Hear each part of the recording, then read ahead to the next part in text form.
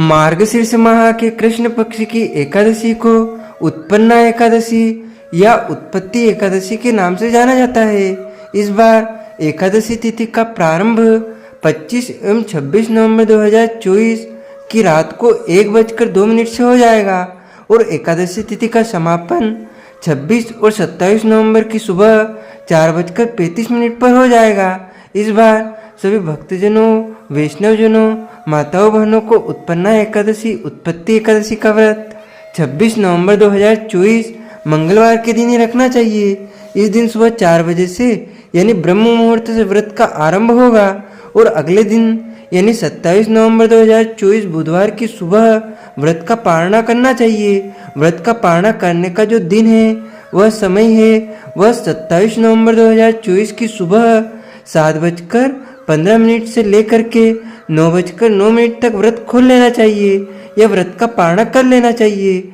अगले दिन कोई और व्रत हो, जैसे प्रदोष का व्रत है या अन्य कोई भी व्रत है, तो आप फल या फलाहारी वस्तु से व्रत का पारणा कर सकते हैं।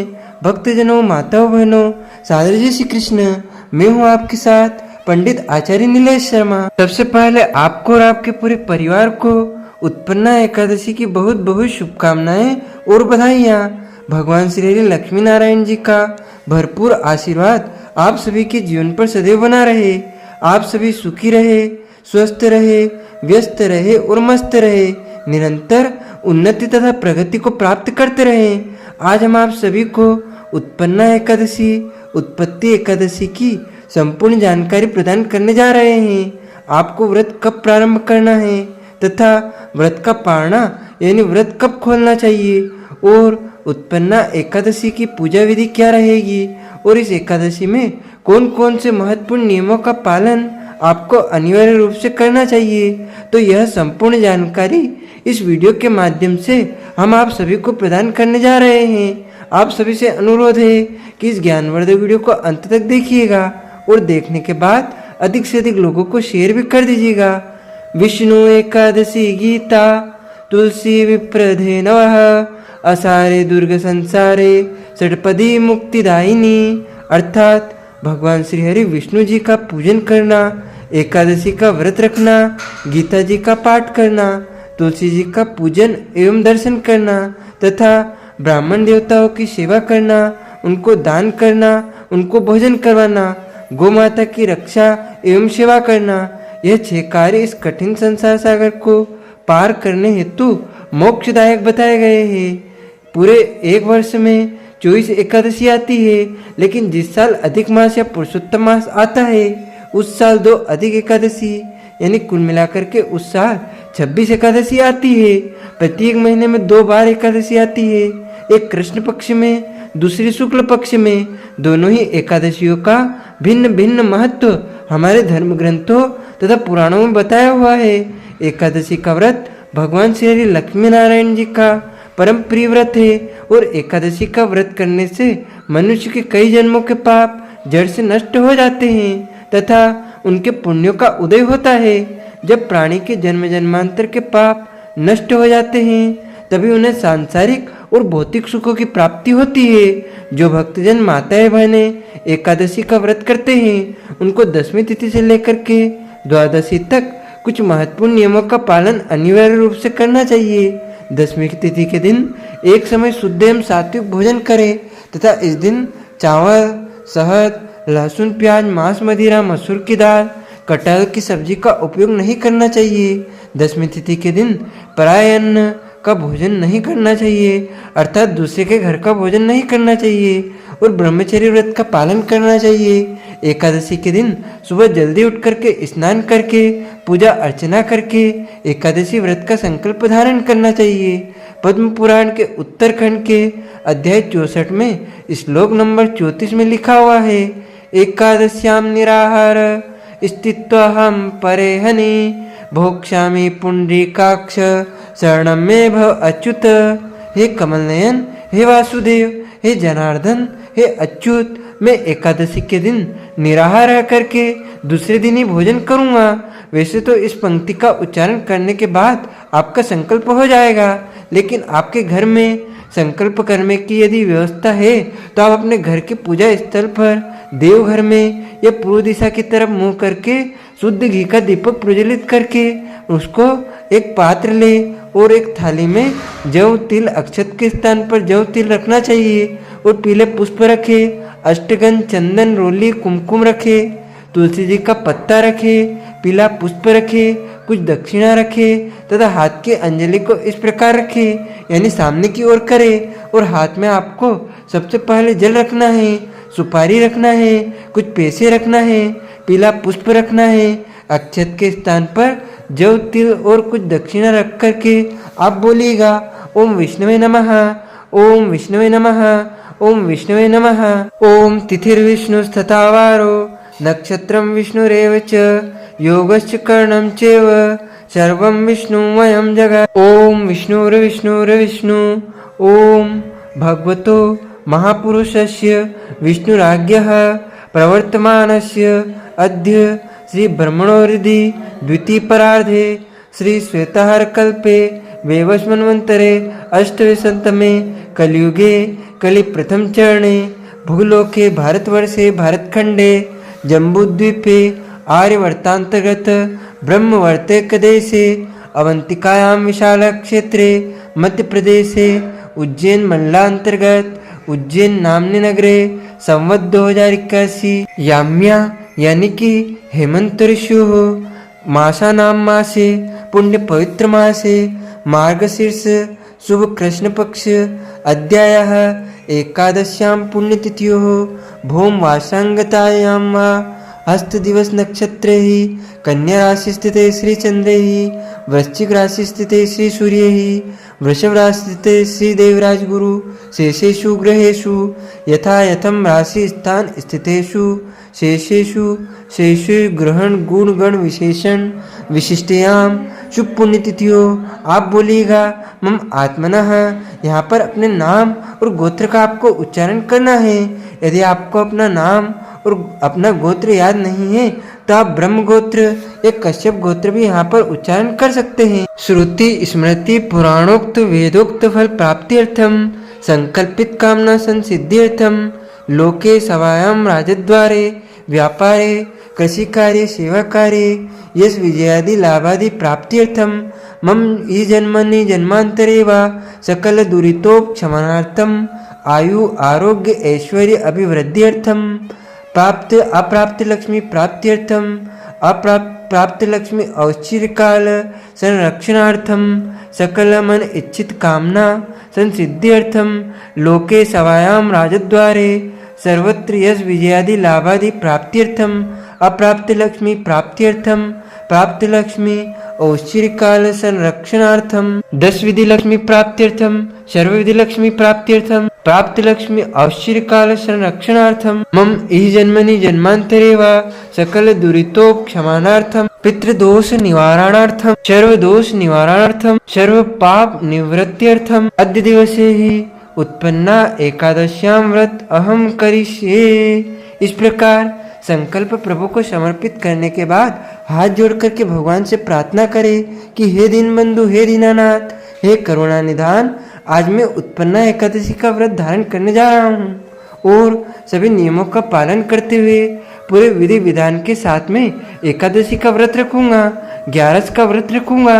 यदि मेरे द्वारा जाने में अनजाने में कोई त्रुटि हो जाए, गलती हो जाए तो मुझे अबोध बालक जान करके आप क्षमा अवश्य ही प्रदान कर देना, क्योंकि आप तो दया के सागर है, करुणा निधान है। इसीलिए आप सदैव भक्तों के अपराध को, उनकी गलतियों को क्षमा प्रदान ही कर देते हैं। एकादशी के दिन सूर्य भगवान को जल अर्पण करें, माता पिता को, पूज्य पुरुषों को, गुरुजनों को, ब्राह्मण देवताओं को प्रणाम करें और तुलसी जी का पूजन अर्चन करें। तुलसी जी में जल अर्पण करें, शुद्ध घी का दीपक प्रज्वलित करें। यदि शुद्ध घी उपलब्ध नहीं है तो तिल के तेल का भी आप यहाँ पर उपयोग कर सकते हैं। प्रतिदिन तुलसी जी में दीपक जलाना चाहिए और वहाँ पर जल अर्पण करना चाहिए। कई लोगों के मन में धारणा है कि एकादशी के दिन तुलसी जी में जल अर्पण नहीं करना चाहिए। यह बिल्कुल गलत और अनर्थकारी जो है धारणा है उन्होंने बनाई हुई है। इसका कोई औचित्य यानी औचित्य नहीं है। किसी भी शास्त्र में, पुराणों में ऐसा वर्णन नहीं आया है कि एकादशी के दिन तुलसी में जल नहीं चढ़ाना चाहिए। तुलसी जी को आप प्रतिदिन जल अर्पण करें। तुलसी जी को तोड़ने का कई तिथियों में मना किया गया है, कई वारों में मना किया गया है। हालांकि एकादशी के दिन कोई ऐसा विशेष निषेध नहीं है। यदि आपके मन में कोई ऐसी धारणा है तो एक दिन पहले ही तुलसी पत्र तोड़ करके आपको रख लेना चाहिए, क्योंकि तुलसी जी के बिना एकादशी का व्रत अधूरा माना जाता है। तुलसी जी के जो पत्ते हैं वो सूखे और पुराने भी आप उपयोग कर सकते हैं। तुलसी जी का चूर्ण भी आप उपयोग कर सकते हैं। एकादशी के दिन गौ माता का पूजन करें। गौ माता को संभवतः फलाहार का भोजन करवाएं। इस दिन किसी मनुष्य को अन्न का सेवन नहीं करना चाहिए, केवल और केवल फलाहार करना चाहिए। सर्वोत्तम फलाहार एकादशी में गाय का दूध और फल बताए गए हैं। इसके अलावा अन्य जो शुद्ध और सात्विक फलाहार होते हैं, जैसे आलू, साबूदाना, सभी प्रकार के फल और कई प्रकार की जो सब्जियां हैं वो फलाहार की श्रेणी में मानी गई है। उनका आप उपयोग फलाहार के रूप में कर सकते हैं। एकादशी के दिन हल्दी खाने में उपयोग नहीं करना चाहिए, फलाहार में उपयोग नहीं करना चाहिए। पूजा पाठ में आप उपयोग कर सकते हैं, इसका कोई दोष नहीं लगेगा। साथ ही चावल का उपयोग एकादशी के दिन नहीं किया जाता है। झूठ ना बोले, क्रोध ना करे, लड़ाई झगड़ा एवं वाद विवाद बिल्कुल नहीं करना चाहिए। ब्रह्मचर्य व्रत का पालन करना चाहिए। एकादशी के दिन दाढ़ी, कटिंग या शेविंग नहीं करवाएं, नाखून ना काटे, शरीर के अंग के कोई भी बाल काटना या कटवाना एकादशी के दिन वर्जित माना गया है। इस दिन किसी का भी अपमान या अनादर बिल्कुल ना करे। एकादशी के दिन में सोना नहीं चाहिए। यदि अल्प विश्राम करते हैं तो कोई दोष नहीं लगेगा। रात के समय जितना जागरण आपसे संभव हो सके, जितना बन सके उतना जागरण करके भगवान का भजन कीर्तन करें। और यह एकादशी सबसे बड़ी एकादशी मानी गई है, क्योंकि इस दिन एकादशी माता का जन्म हुआ है। इसीलिए इस दिन भगवान का विधि विधान से पूजन अर्चन करना चाहिए। एक चौकी बिछा करके उसके ऊपर पीला कपड़ा बिछाएं और उनके सीधे हाथ की तरफ चावल या गेहूं पर, चौकी पर चावल का उपयोग एकादशी में प्राय नहीं करते हैं। इसलिए आप गेहूं रख करके उस पर तांबे का लोटा या मिट्टी का कलश रख करके, आम के पत्ते, नारियल रख करके उस पर रक्षा सूत्र या मोली बांध करके कलश की स्थापना करें। मध्य भाग में गणेश भगवान की स्थापना करें, उनका पूजन अर्चन करें। एकादशी माता का पूजन अर्चन करें और भगवान लक्ष्मी नारायण का पूजन अर्चन इस दिन करना चाहिए। तथा पूजन अर्चन करने के बाद इस दिन भगवान को फलाहारी वस्तु का ही भोग अर्पण करना चाहिए। और एकादशी माता की आरती का गायन भी यदि संभव हो तो करें और भगवान की आरती उतारे। तथा एकादशी का पूजन अर्चन करने के बाद में ब्राह्मण देवता के मुखारविंद से ही कथा का श्रवण करना चाहिए, क्योंकि जब आप ब्राह्मण देवता के मुख से कथा सुनते हो तो आपको भगवान नारायण के श्री मुखारविंद से कथा सुनने का पुण्यफल प्राप्त होगा, क्योंकि ब्रह्म वाक्य जनार्दनम। और कथा सुनने के बाद ब्राह्मण देवता को अपनी श्रद्धा और भक्ति हैसियत के अनुसार दक्षिणा अवश्य प्रदान करनी चाहिए। अधिक फलम ब्राह्मण देवता, यानी कि जितना भी धन ब्राह्मण देवता को आप प्रदान करेंगे, दक्षिणा प्रदान करेंगे, उतना ही आपको पुण्यफल अधिक प्राप्त होगा। और शुभ मुहूर्त में एकादशी के अगले दिन ही व्रत का पालना करना चाहिए। इस बार उत्पन्न उत्पत्ति एकादशी का व्रत 26 नवंबर 2024 मंगलवार को है और 10वीं तिथि के सभी नियमों का पालन 25 नवंबर 2024 सोमवार को करना है। और इस व्रत का पालना यानी व्रत खोलने का जो दिन रहेगा, वह समय रहेगा, वो 27 नवंबर 2024 की सुबह 7:15 से लेकर के 9:09 तक व्रत खोल लेना चाहिए, व्रत का पालना कर लेना चाहिए। एकादशी के दिन सुबह स्नान करने के बाद व्रत का संकल्प ले। इसके बाद भगवान श्री हरि विष्णु जी की पूजा प्रारंभ करें। भगवान विष्णु जी को साक्षी मान करके केले के वृक्ष की आप पूजा कर के सकते हैं। भगवान विष्णु जी की पूजा करते हुए उन्हें पीले फल, पीले फूल, तुलसी पत्र और पंचामृत समर्पित करना चाहिए। श्री विष्णु सहस्त्र नाम का पाठ करें, गोपाल सहस्त्र नाम का पाठ करे और विधि विधान से जो मनुष्य इस दिन पूजा अर्चना करके कथा का श्रवण करता है उसके समस्त पाप नष्ट हो जाते हैं। और इस दिन उत्पन्ना एकादशी है और एकादशी माता का जन्म हुआ है, इसीलिए इस दिन माँ एकादशी की पूजा करना अत्यंत शुभ माना जाता है। इसके साथ ही जो कोई इस दिन देवी एकादशी की पूजा अर्चना करता है उनके कई जन्मों के करोड़ों जन्मों के पाप नष्ट हो जाते हैं। और जो मनुष्य व्रत रखते हैं, कथा का श्रवण करते हैं, उनको मोक्ष फल की प्राप्ति होती है। इस दिन जो मनुष्य दान पुण्य करते हैं उनको 1000 गोदान करने का पुण्य फल अवश्य प्राप्त होता है। जो भक्तजन माताएं बहनें एकादशी का व्रत करते हैं उनको अपने जीवन काल में कम से कम एक बार एकादशी व्रत का उद्यापन अवश्य करवाना चाहिए, क्योंकि जब एकादशी का उद्यापन करते हैं तो हमारा जो पुण्यफल होता है उसमें वृद्धि होती है और हम अपने द्वारा किए गए व्रत को प्रभु को समर्पित कर देते हैं। उद्यापन का मतलब होता है एकादशी व्रत को प्रभु को समर्पण कर देना। तो यदि आप चाहें तो अपने घर में उद्यापन कर सकते हैं या करवा सकते हैं। आश्रम में, देवालय में, शिवालय में, मंदिर में, तीर्थ क्षेत्र में एकादशी व्रत का उद्यापन आप कर सकते हैं या करवा सकते हैं। यदि आप चाहें तो हमारे माध्यम से भी आप संपर्क करके, यानी कि हमारे व्हाट्सएप नंबर से संपर्क करके अपना नाम व गोत्र बता करके एकादशी व्रत का उद्यापन संपन्न कर सकते हैं।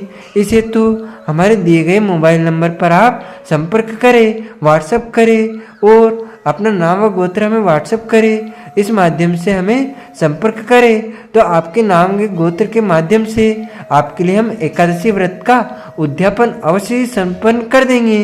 तो भक्तजनों, माताओं, बहनों, आप सभी से अनुरोध है कि इस ज्ञानवर्धक वीडियो को अंत तक देखा, इसको अधिक से अधिक शेयर कीजिएगा, लाइक कीजिएगा तथा कमेंट में प्रभु का नाम अवश्य लीजिएगा तथा हमारे चैनल को सब्सक्राइब करके बेल आइकन को ऑन अवश्य कर दीजिएगा। आप सभी को सादर जय श्री कृष्ण, सादर धन्यवाद। जय श्री राम।